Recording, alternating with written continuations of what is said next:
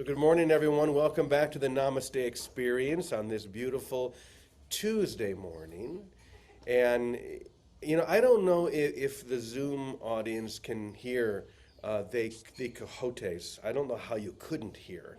But someone told me, maybe it was Vicky, that when I refer to them, they don't really know what we're talking about because somehow it doesn't come through the recording. Oh, people are getting muted.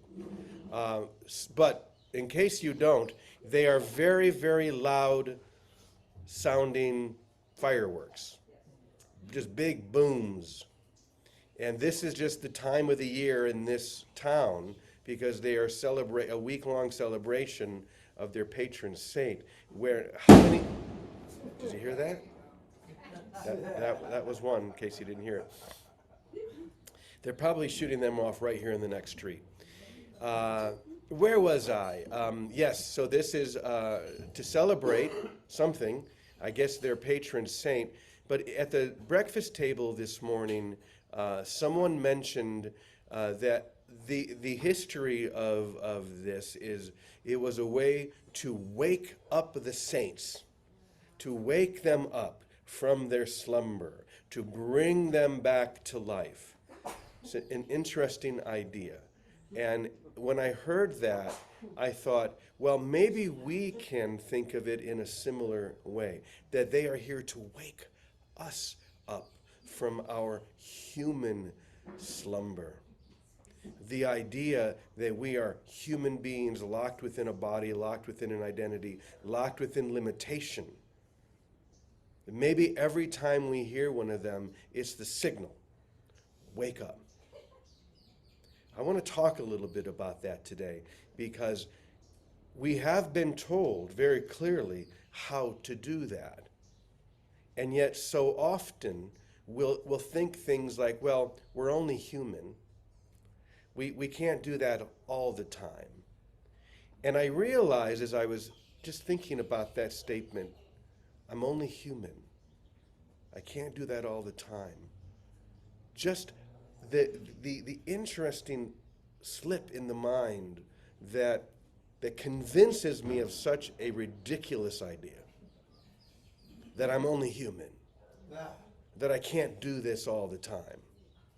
Okay, when they asked Jesus, what's the most important of the commandments? I think you all know what he said. You shall love the Lord with your whole heart, your whole soul, your whole mind. You have to give your whole self complete surrender.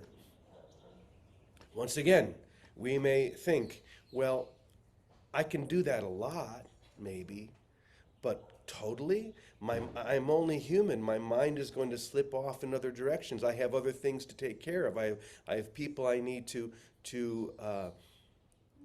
attend to. I'm only human. Well, I was reading something from Ananda Mayamai also today, who spoke about this. Did you start the recording? Yes. So let me find this real quick. This is what Ananda Mayama says about this.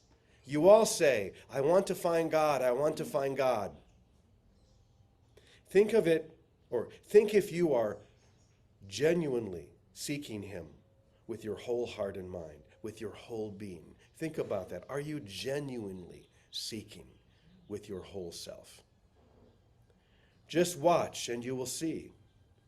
If you are indeed earnest, you are bound to find God. You will find the God.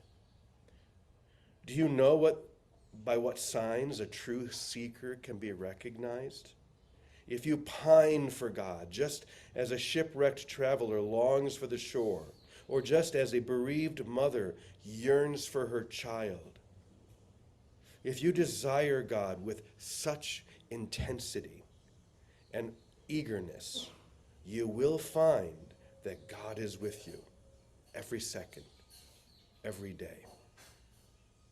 So, Ananda Mayama, Jesus, all the great saints have pointed very clearly to the way, to the path, to achieving conscious union, whole-mindedness, to know that we are one with God. Not just to know it, but to be in that ocean of bliss that we've been talking about all the time. It begins by letting go of the idea, I'm just human.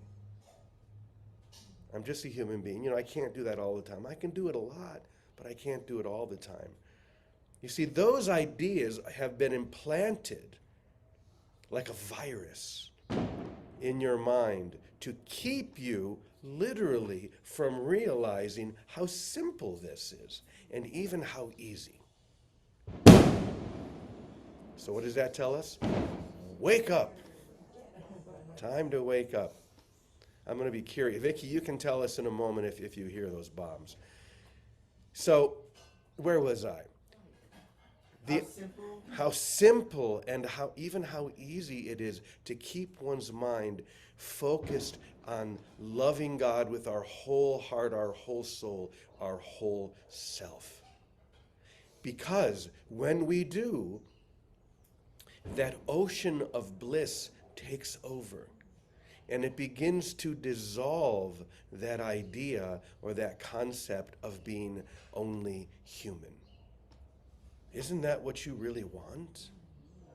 To completely release all of those limiting ideas that say, well, you are this or that, or you can't do something else. Of course you can. Of course you can keep your whole mind focused on the love of God. What did Jesus say right after he said the most important commandment? And you must love your neighbor as yourself. To love your neighbor as yourself, to know that they are you. You see, these two things go together. To love God with your whole heart, your whole soul, your whole mind, and your neighbor as yourself. To give yourself wholly, completely. To dissolve the idea that you are just a body, that you are just a limited human being. So, let's be about that. Find some way that you can set yourself wholly upon that single desire. I'm not even going to talk much about this today because I just want the simplicity of this message to really shine through.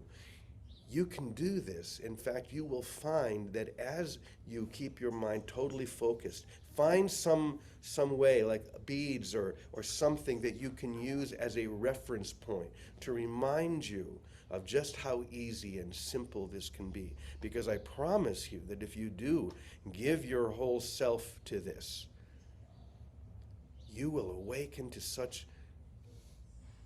bliss, such overwhelming joy that you'll never want to go back again. You'll never again say, well, I'm only human, because the human within you will have dissolved completely. So, I'm going to turn to Vicki now and see if she has anything to add to this very simple message. Good morning, Vicki. Good morning, Brother James. And yes, we heard those wake-up calls. But so a couple of things have come to mind because, I love to figure out what is the way I'm in the way? What is the way I'm in the way? And what does that mean? What are the places I think, oh, I'm only human, and I slide, let myself get away with something. So what is the way I'm in the way? And then, so I'll say something about that. And then the idea of the bombs being a wake-up call. I like that because I like the idea of staying alert. It's really so the best example for that for me would be traveling, especially if you travel to Asia or sometimes to the Middle East, Africa or Egypt, places that have a different cultural set of mores and norms that we're not used to. I have to stay alert, Not across the street. I was in Vietnam and I couldn't get across the street. How did they do this? Because there's a different consciousness. In humanity, we have different aspects that we together collectively display. And one of them, say in Vietnam, it's like being in the ocean with a school of fish. There's a lot of fish going across their streets. And for the life of me, a Western mind didn't know how to cross the street. There are no lights. People don't just stop. And so finally, someone, it was Annie's mother, put her hand on my back and said, go. And she put it on with such force, I had to go. And I said, oh my God, I'm going to get killed. I said, oh, well, here it goes. So she pushes me on the back, and literally like a school of fish, if you're in the ocean, the fish parted, the ocean parted, and they made a way.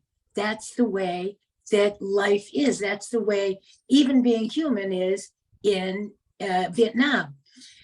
But for me, I needed to stay alert, not just on how to cross the street, how to buy something at the market, how to get back from the market. It's that traveling mind that stays alert, realizing we're in a different cultural base. Well, here in time and space, we're definitely in a different cultural base from divinity.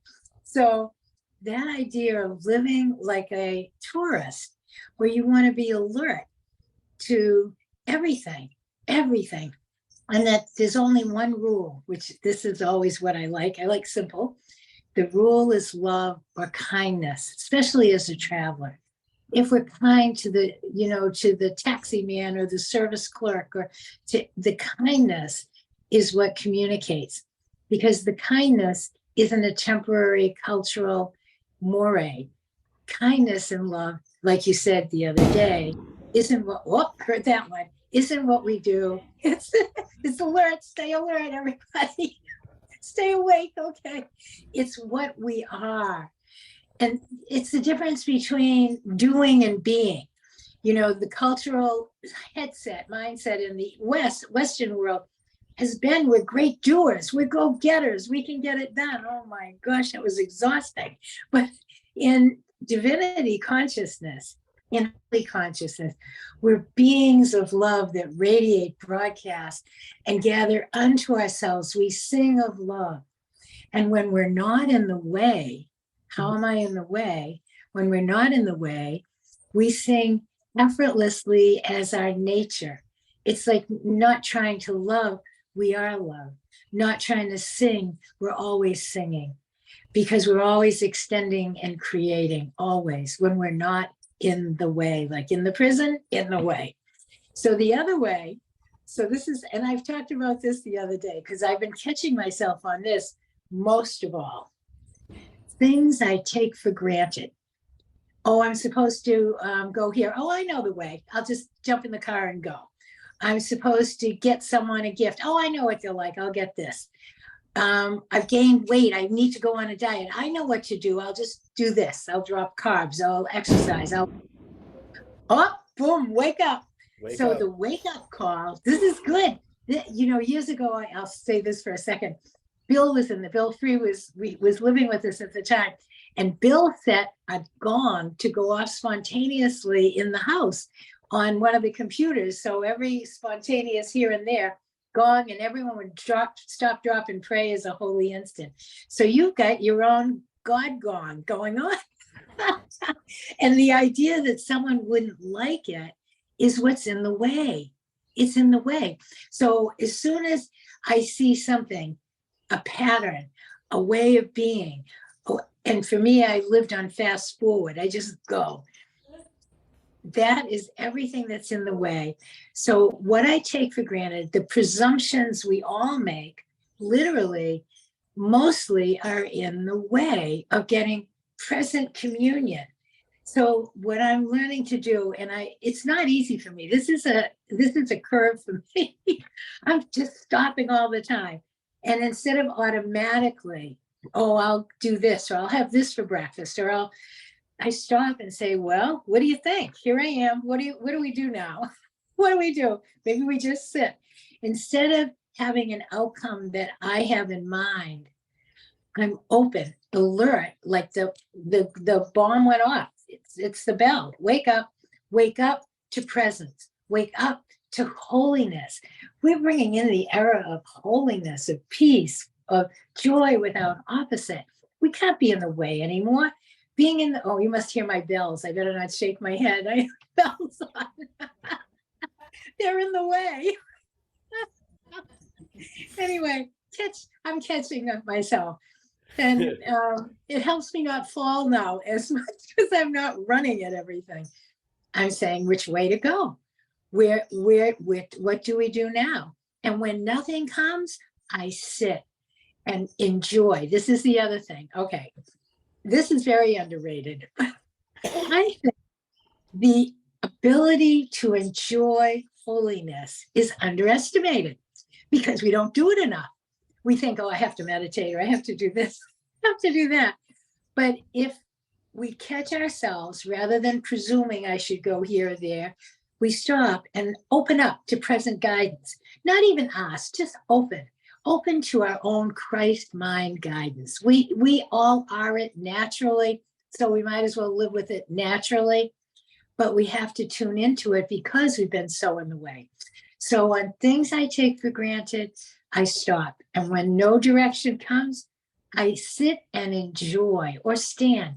I am where I am, enjoying the moment of being love, of letting it radiate.